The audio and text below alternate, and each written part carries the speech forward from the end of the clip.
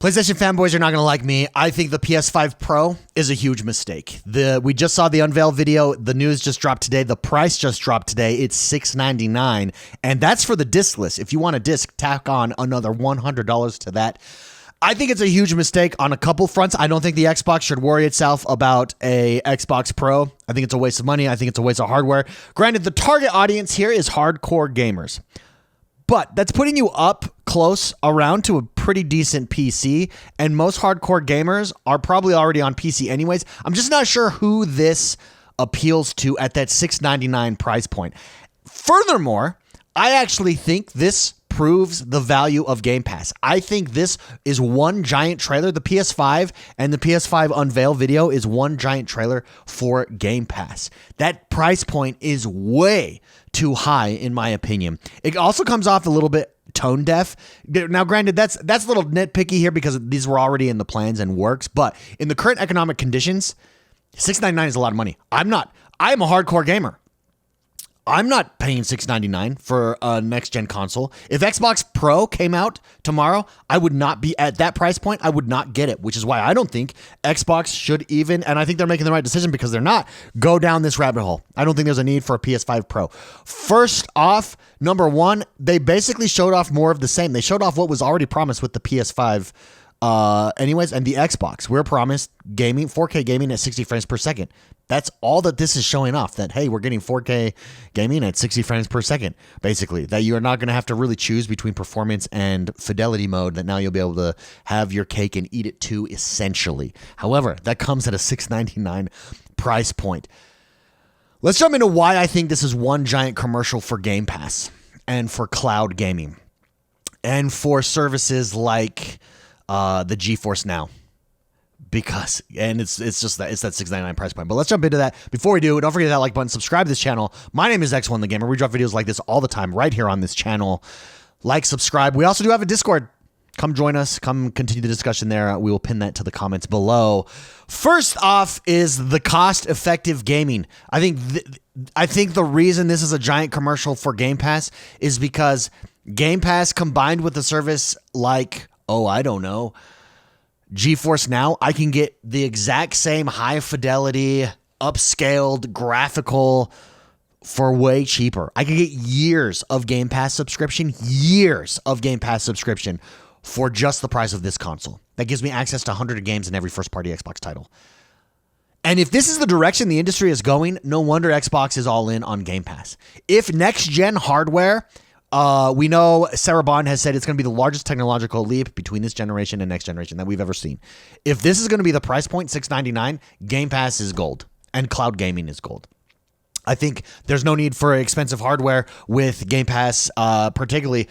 I especially think this is a selling point for GeForce Now. If you've never played GeForce Now basically has zero latency, and you're playing on a top-tier graphics card with top-tier smooth. Why pay $699? GeForce Now is $20 a month. Why pay $699 when I can have GeForce Now plus Game Pass and play all those games, or many of those games, on top-tier graphical with almost zero latency on my MacBook even, if I want to, and I get 2 years worth of that type of entertainment compared to the $699. Again, this price point is just way too high for a nominal increase. I think it's a mistake. I think it's one giant ad for Game Pass. Ultimately, you get continuous game library growth with Game Pass as well.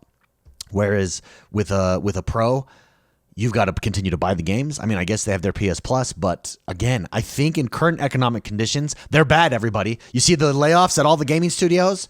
It's not because of greed. That's because the economy is bad. The economy is bad. And it may not get better anytime soon. Hopefully it does, but it may not. And if it doesn't, this $699 price point, I just think it's such a small niche group of people that are going to purchase this. I don't think it's worth it, and I don't think that Xbox should follow down this pathway. Not at all. This is one giant commercial for Game Pass. If you haven't yet seen the trailer, seen the details about it, go check it out. There's lots of articles out there already. Again, I think the PS5 Pro is a mistake. I think it's way too expensive. I think it's hyper super niche, and I think if this is the future of gaming, Some people are saying, oh my goodness, even me, oh my goodness, if this is a look at what next-gen console gaming is, Game Pass is a winner. Game Pass Ultimate is a winner. I get multiple years of Game Pass Ultimate. I get multiple years of a service like GeForce Now with just as high fidelity, with just as high frame rates for $20 a month. That's not even a contest. That's not even not even a question. Done doing it. Yeah, it's just interesting to me. I expected more. But I don't know what I expected, to be honest, there with this. I guess the sticker shock is just there at that price point. Good on Microsoft, good on Xbox for not following this. Good on Xbox for really doubling down on Game Pass and saying, no, we're putting our focus on next-gen hardware. We're not worried. We're not going to do a pro version. This Christmas, I doubt families are going to go out and spend $700 on a console. Why? When you can get a Series S for $199 and maybe even cheaper, depending on deals, and Game Pass for your kids and your family. I just don't know who. Sorry, I had this on loop. Let's restart this. I just don't know who this target. It targets very hardcore, diehard PlayStation fans. Beyond that, it's a giant question mark. Like, people are like, well, I'm going to get this. I saw Ryan McCaffrey post saying, like, this maybe you get for like a Grand Theft Auto 6. That's why he would get one. The only reason, because he cares that much about Grand Theft Auto 6.